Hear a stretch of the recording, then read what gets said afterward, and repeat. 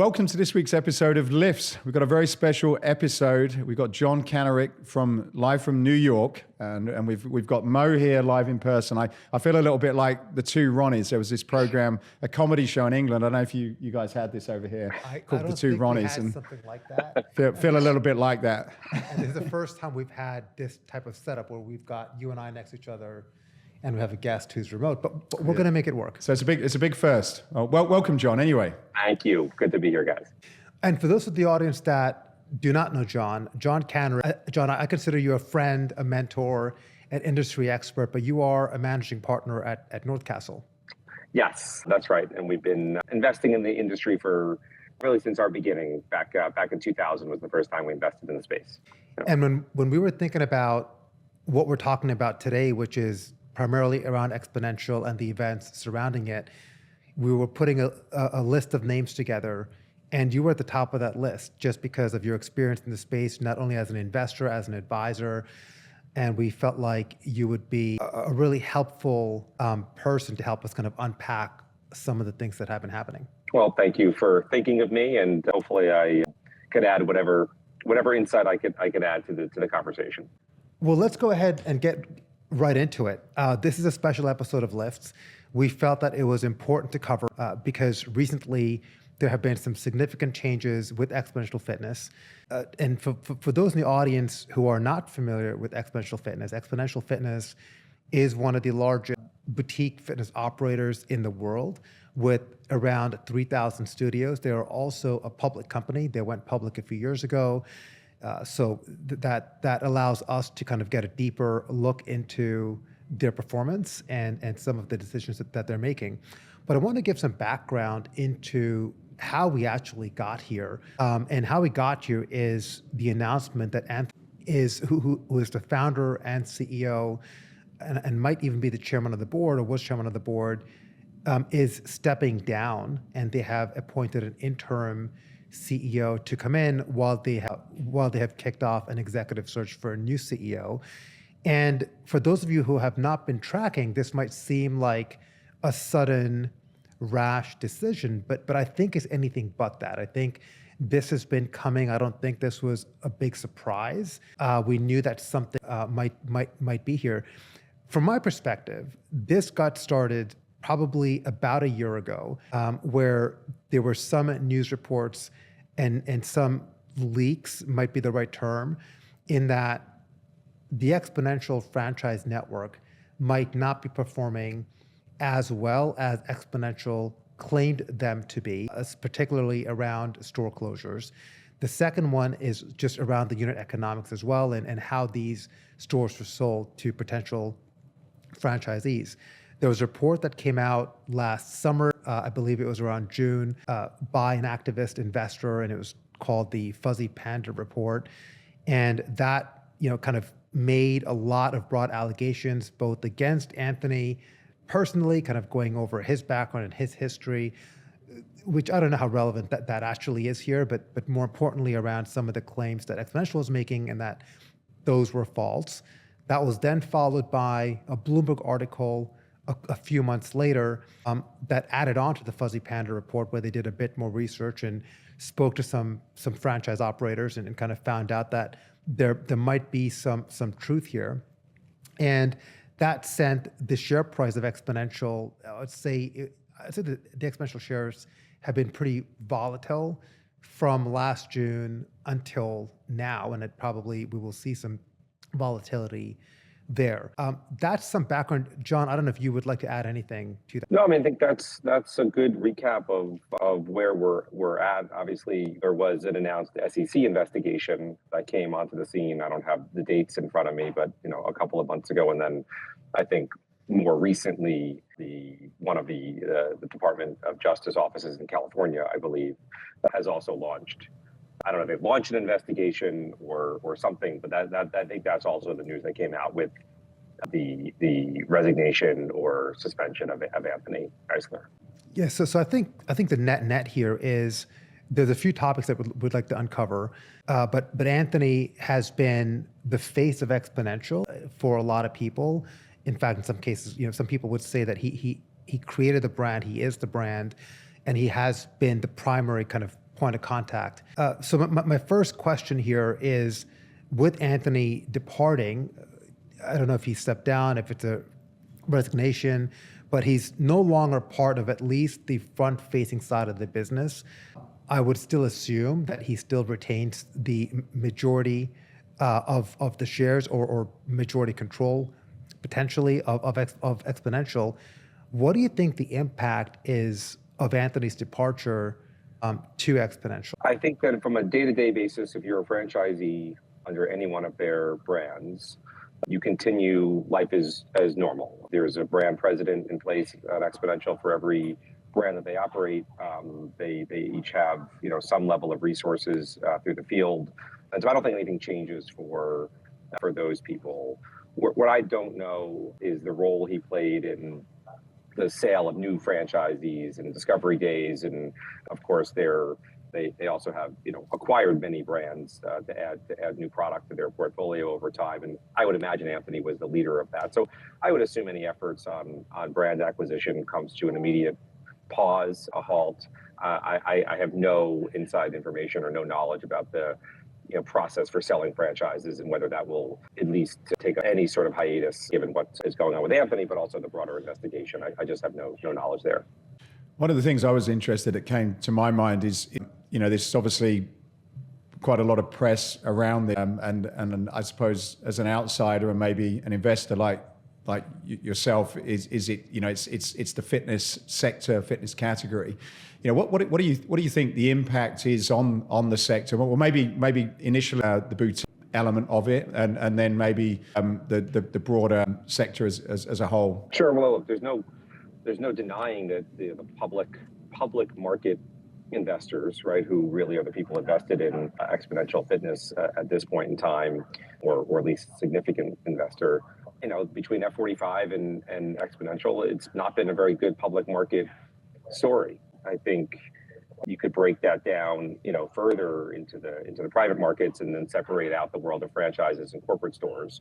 So there's lots of ways that one can break this down. But if you were a boutique fitness business on the verge of filing a public offering or an S1, I think it would be a very difficult time to do that. I don't think there's any question. I think private market investors do a whole different level of due diligence and work and look at every company uniquely or independently, whether they're a corporate store business or a franchise business. So I don't think it has a meaningful impact on the private markets unless there was a future public exit envisioned.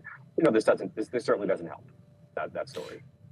What do you see, like what's happened? Do you I know you really study the sector probably at a deeper level than most people, but do you see what's happened here reflecting more of a broader view of what's happening in other parts of it, or do you see it as an isolated incident? Meaning, is the sector generally up, and this has just sort of not been particularly managed well, or are you seeing it really as a reflection of what could be happening in other parts? And I know you're investing in a brand, so I don't want you to necessarily say anything that would be detrimental to that.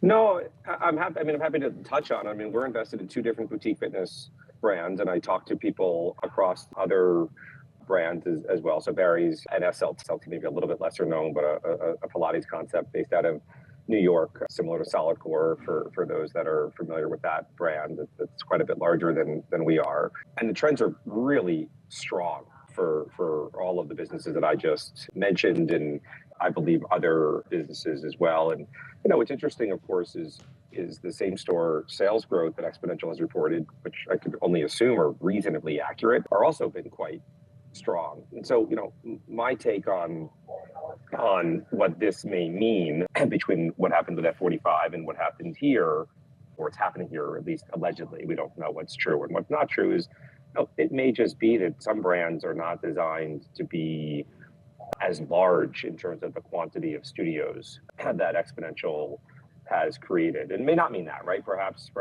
this is all untrue, and there's lots of thriving franchisees across all the brands they operate. I certainly don't really know. That's what I would imagine come out over time. But in my opinion, Matthew, to your question, it is more a function of how rapidly some of these brands have grown, and whether the market was really there for them to grow into those numbers in the first place, or whether the market sizes for some of those offerings was perhaps smaller than initially envisioned. And that's where F45 got into trouble, right? They told the street, I forget how many thousands of units they were going to open in the United States, let alone the rest of the world. And perhaps there was no great market research supporting the demand for those brands or those products at that level. Does that make sense?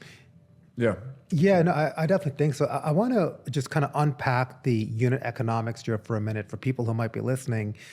Whether you are a current franchisee or someone considering coming into the business, there are so many models that we see out there, right? So Xponential has been out there, and both Xponential and F45, I agree with you, Jon, are probably guilty of being overly enthusiastic, I think overly optimistic, only looking at tailwinds and not looking at any headwinds for what they're asking people to do. And in a lot of cases, you hear stories about individuals, families, couples getting a second mortgage in their home, taking loans against their 401k, and really doing this out of facts that are being presented in front of them. So if you are a potential franchisee, you may be looking to open up a single store, you're putting in and pouring in your entire life savings because of a pro forma that you're looking at that you believe to be true, and you think that, hey, they're a public company.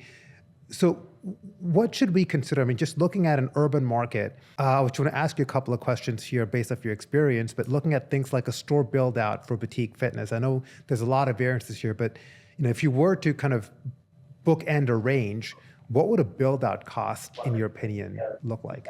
Well, it really does depend on the modality you're talking about. So there's a very large difference between a concept that requires a basic fitness room and a handful of pieces of equipment and a circuit like an F45 being an easy example there. That is a much sort of lower cost than, say, on the higher end Barry's, where the sound systems that we use, the weights we use, the amount of power we put in, given all the treadmills. Barry's spends an enormous amount of money soundproofing our studios in the urban environment alone. We build beautiful bathrooms and showers, and so the build out cost for a Barry's is going to be much, much higher than something a little simpler. And then an SLT is or Club Pilates, to use the Xponential brand, that's going to be on the more simpler side. But you have to keep your music at a certain volume to not have big soundproofing problems, or really, there's so many factors that go into that question. The state of the box that you're coming into, the state of the HVAC in that box that you're taking over. Obviously square footages are different, with or without locker rooms and showers, like massive deltas in that. So I mean, at least the numbers which I've seen, again, I'm on the product technology side, so we don't really see this side of it. But from what I've heard, it could be as low as 400,000 or as high as 2 million, and maybe even a little bit more.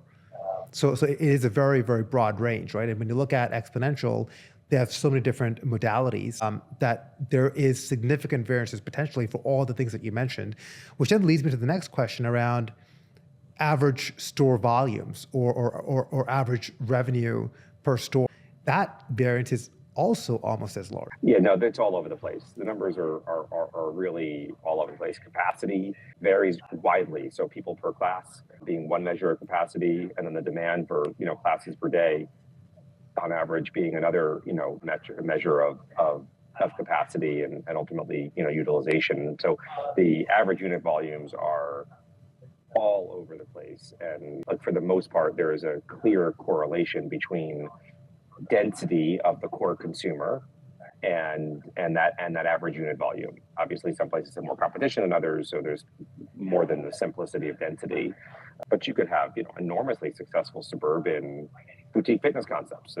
We have them, no doubt. Xponential Fitness has them, but there's probably a level of density of the target customer, by which if you go below, it perhaps takes the average unit volumes to a place that's extremely difficult to make a good return. And I think looking at those two factors alone, and there are umpteen other factors to look at, it's very difficult for master franchisor to create these models and performance. And I think it's very hard if you are new to the industry, and a lot of people were just trainers or coaches and might not have had all the facts to look at a pro forma and to make a sound decision. So what role do you think companies should play, and how do you think they can better educate potential people who are looking to either be investors or looking to open up their own studio? So I think, and I have a bias that perhaps is a little unfair in that I come from in the world, my investment world is much more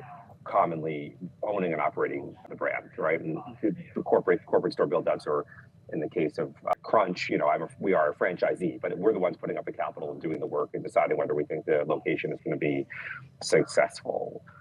I think one of the great challenges, Mo, is the lack of proof points in a system or in a specific brand before large-scale franchise sales begin. And that makes it a very difficult thing for that target franchisee to assess if there are only 2, 3, 4 stores up and running, to really assess, what is it likely to be in the geography that he or she is acquiring.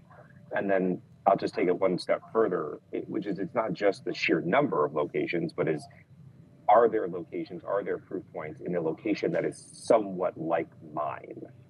Now, that data is readily available, like mine, right? You can get, decent demographic information by zip codes from publicly available sources you can acquire for, reasonable prices.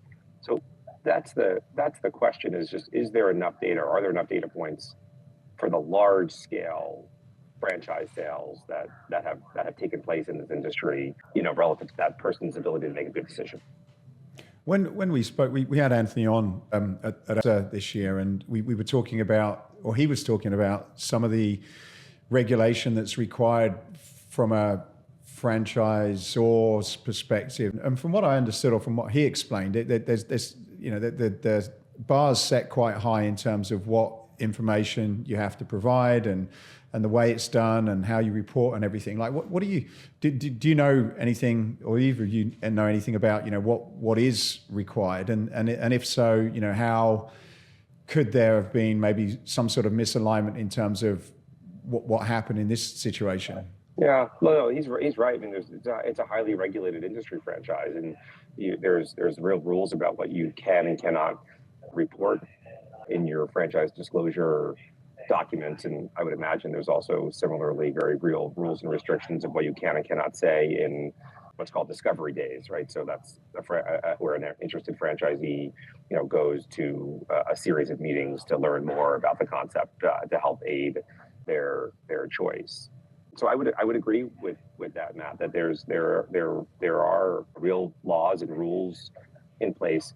The part that is perhaps a little bit tricky, and I'm not a lawyer, and like I said, I don't do a lot of work as a franchisor, so I'm not necessarily the best source here. But going back to the concept of there may only be a handful of examples, or there may only be 20 examples, and they're all in high, dense, wealthy zip codes. When you report averages, you then have to take those averages and just be thoughtful about how they apply to where you are opening your store, at what territory you are thinking about acquiring, or where you're thinking about opening it. And of course, there's a million more factors to success, right, than that. It's not just about the right brand, the right offering with the right demographics. You have to then execute.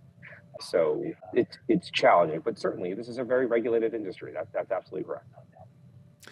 And look, when looking at what's coming out, and I think we're just in the very early stages of the investigation, very early stages of what's going to be coming out, it's important, at least from my perspective, to look past the noise. So you'll see questions, like even in the recent articles, about things that Anthony said, like he's going to, I think, chop someone's head off was one quote that I saw, or looking at his past life that he challenged, was it Chris Rock or someone's wife to box match, but none of that matters, right? Like, I think it's really important. You've got to look past all that, and you've just got to say, with the role that he's played at Xponential, and I don't know if I might get criticized for this, but the way that I've looked at Anthony, there are certain individuals who are bigger than your average kind of CEO or founder.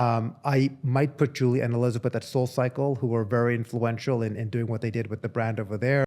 But to me, Anthony is a little bit, not that he, to what Musk is to Tesla, I've at least gotten the impression that Anthony Geisler is that to Xponential.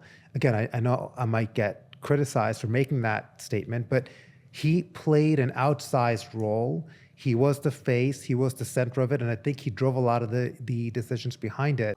At the same time, as you mentioned earlier, they have a very strong management team. I have confidence in their board. You know many of their board members, probably all of them. I know a lot of the president of these brands as well. I think they're going to be okay, but I still think his departure is going to leave a void. I think that's right. I agree with that. He's a talented executive who's been their leader since the very beginning, and it's hard for me. I don't have an inside look as to sort of how the day-to-day operates there, which is why at the beginning I suggested that the areas where that void might be felt the most is in acquiring new brands and content for them to begin franchise sales of, and in the actual process of selling new franchisees, and perhaps in getting franchises that have been sold or licenses that have been sold to a state of being open. I would imagine, as opposed to the day-to-day operations of each brand and what goes on every day. I think like we talked about, there's highly competent executives and brand leaders across the business. Do you think that because of this now, that and you also mentioned F45, which I forgot about, but do you think because of this now that a lot of the franchise businesses will, this will impact how they go to market in any way? And if so, what do you think are some of those things that probably could be tightened up to make sure that the industry sort of retains the credibility to external investment? Yeah, so I have been surprised that the Fuzzy Panda research that Mo alluded to earlier and the articles that followed did not seem to have a meaningful chilling effect on the rate of new location sales that Expo was reporting every quarter. I thought it would. If I was a prospective franchisee at that time and read that report, I certainly would have slowed my decision down, right, on choosing to buy new Cycle Bar location or whatever example brand we want to talk about. So it's interesting to me, Matthew, that it hasn't happened yet with regards to that part of the growth, which is obviously the lifeblood of a franchisor, in terms of getting new stores, not just sold, but actually open. I think it'll be very interesting to see if this has that chilling effect, both on the rate of sales of new licenses, but also, hey, all right, I bought a license, I have a contract, but I haven't yet spent that $500,000 or $800,000 or not $1.1 million to open my store. And maybe I'm going to have a second thought about it now. I just don't know. I'm not at all saying that's going to happen, but it's certainly not an unreasonable thought to say a franchisee or a prospective franchisee might hesitate to make a further investment given the news. I definitely think it's having an impact on other brands and people. I mean, this morning I had a very interesting call with a Pilates-based brand that's coming to the US that was initially looking at franchise as the expansion strategy. But giving this news and some of the other kind of depression in franchise news in general here, they've pivoted and now said, no, we're going to go corporate owned. And when you look at some of the brands that have been more recently in the news, you talked about the ones you're invested in Barry's Bootcamp, which is predominantly corporate owned stores with some very little experience in franchise. You look at Solidcore, which you also mentioned as a very successful corporate-owned franchise business. I talked about SoulCycle. The other big ones in the news, though, were Anytime and Orangetheory Fitness, which recently formalized their merger. They're not entirely, but largely franchise-driven. They've been in the news, seemingly successful, but they're a private entity. You've got Planet Fitness, who's been in the news for many different things. I think there are some headwinds that might be coming for them. And you talked about Crunch. So looking ahead, what do you think this news, do you think this is, look, and F45's issues, I think were kind of unrelated to the state of the industry. Those were more related to poor management decisions. And I think it might have been even one board member who committed to opening up all of these stores and then kind of stopped doing that. So putting F45 aside, do you think this is the first domino to fall in in our space, not just for boutiques, but for franchising and fitness in general? Or do you think that this is a result maybe closer to F45, where it might have been things that could have been well-intentioned for the growth of the company, but in hindsight might not have been best practice to do? I think it's the latter. So I think it would be very incorrect to make broad comparisons to other operators who all grew at their own growth curves, who advanced the ball, very differently over time. And I don't know enough without doing some research and reminding myself as to the rate of growth of Anytime Fitness back in their earlier days, or Orange Theory in their early days.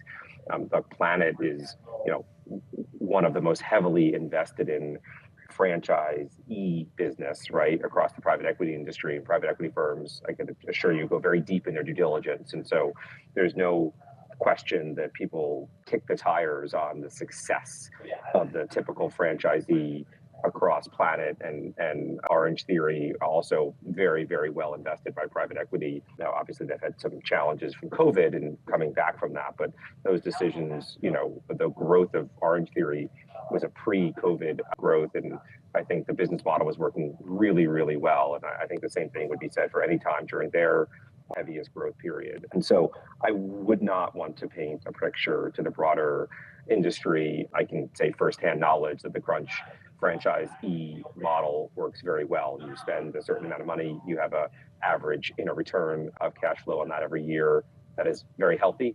And so I do think that these are specific issues or decisions. And I think even if you look within Xponential, I very firmly believe Club Pilates is a very successful business with people making very good returns on their money. I think the question that's been raised by Fuzzy Panda and now others is, does that hold true for all of the brands or most of the brands in the portfolio? And that's what this is. To me, that's what this is mainly about. So do you think that and I would agree with all of that. I think that the sentiment overall for the industry, both corporate and franchise, is very strong. Like you, we have an opportunity to work with many of these brands, and we see a lot more headwinds than tailwinds, and there's a lot of good opportunity there.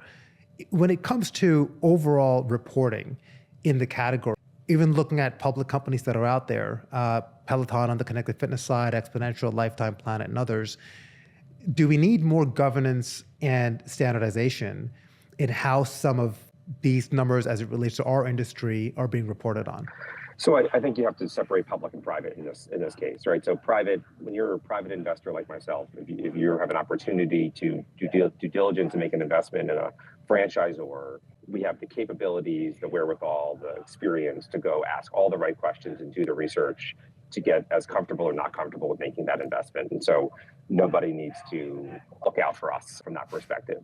I think as a public company, it's a very different question, and I'm certainly no SEC expert on what the right level of reporting is at how each franchisee performs. What I would say, and I don't want to take a shot at anybody, but I will make one comment that you said before, maybe you're going to get in trouble or get flack for making it, so I might get some flack for making the following comment.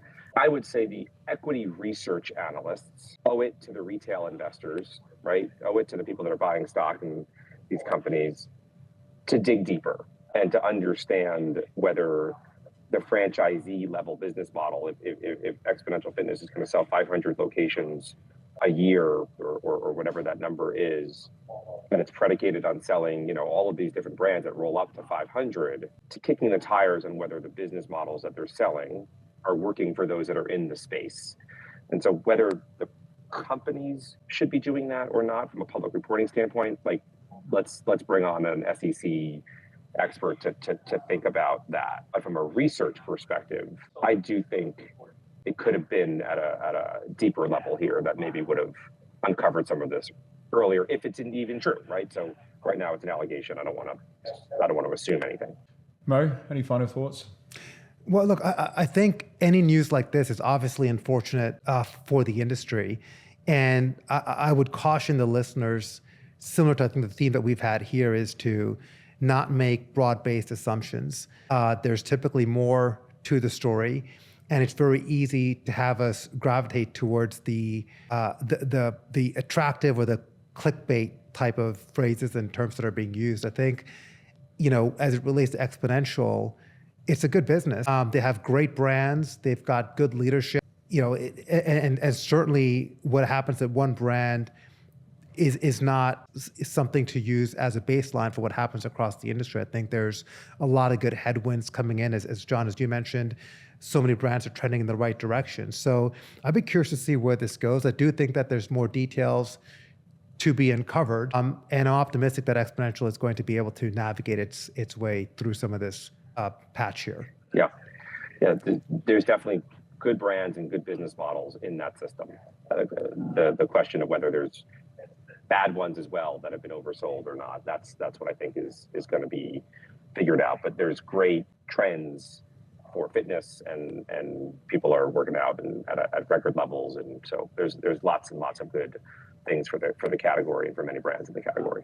Yeah, and I'll just echo your points, Mo. The reason we wanted to have this conversation is really, anytime there's any bad news, it affects everybody that's involved and invested in the space on any level. So being able to find out exactly what's happening, and in most cases there are genuine reasons, and put a slightly different spin on it, I think is quite important. We're keen to sort of follow this through and see what happens, in the hope that it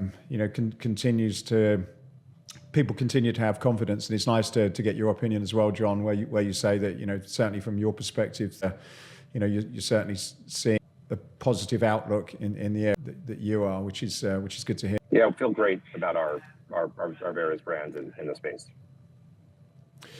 Well, that's it for today. We appreciate you jumping on at very short notice from your conference, Jon. Mo? Thanks again, Jon. And depending on how this story evolves, we should probably I think we will have a part 2 at some point for this episode as a follow-up. So we'd love to have you back. Great. Would love to be back with you. Well, thanks again for listening. Please, if you like it, please give us a thumbs up, leave a comment, and share with a few other people so we can get this out to more listeners. Thank you very much again for listening.